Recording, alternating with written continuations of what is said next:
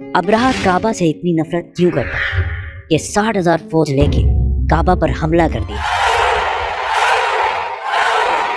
क्योंकि काबा पूरे अरब के लिए सबसे मुक़द्दस जगह बन चुकी है। पूरे अरब से लोग मक्का इबादत के लिए आते थे, जिससे चंद लोग बहुत पैसा कमा रहे थे।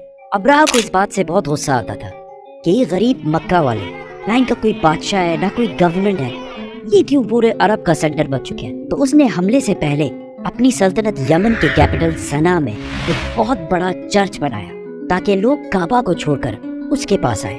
लेकिन ये प्रोजेक्ट पूरी तरह फ्लॉप हो गया, जिसके बाद अब्राहा के पास सिर्फ एक ऑप्शन बचा था, किसी तरह काबा को गिराया जाए।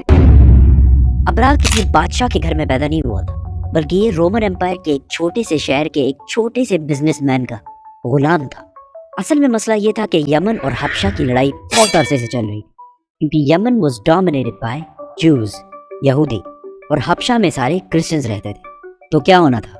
There was a big war. तो पहले यहूदियों ने हमला किया और क्रिश्चियन इलाकों में बहुत तबाही मचाई, जिसकी वजह से सुपर पावर रोमन एम्पायर को बहुत गुस्सा आया। तब भी क्रिश्चियंस ही सुपर पावर थे, तो रोमन एम्पायर ने हबशा में अपने क्रिश्चियन भाइयों की मदद करके यमन में यहूदियों की सल्तनत हमेशा के लिए ख़त्म कर दी। और इस काम के लिए उन्होंने अपने ही गुलाम को भेजा, जिसका नाम था अब्राहा, जो 1 लाख फौज लेकर गया और यहूदियों की तबाही मचा दी। इस जीत के बाद अब्राहा बहुत ज़्यादा स्ट्रांग हो गया और उसने यमन को अपने ही मुल्क हबशा से अलग कर लिया। हबशा के बादशाह को इस पर बहुत गुस्सा आया और उसने फिर एक फौज भेजी, लेकिन इस बार अब्राहा के खिलाफ।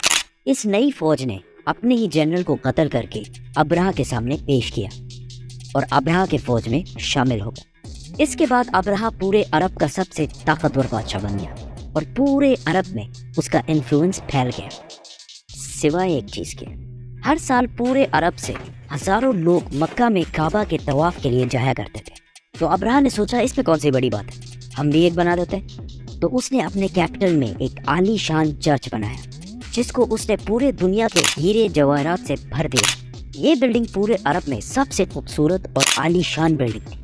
अरबियों ने इससे पहले ऐसी कोई चीज़ नहीं देखी थी, लेकिन कोई भी इसकी इबादत के लिए नहीं आया और सब उसी पुराने काबा की तरफ जाते रहे।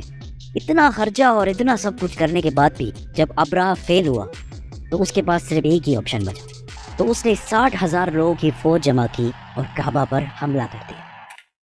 अभी तक जितनी स्टोरी हमने बताई है वो सिर्फ इस्लाम में ही नहीं बल्कि हिस्ट्री में भी लिखी हुई है, जो कि पुराने ज़माने के अरबी इंस्क्रिप्शन से उठाई गई है।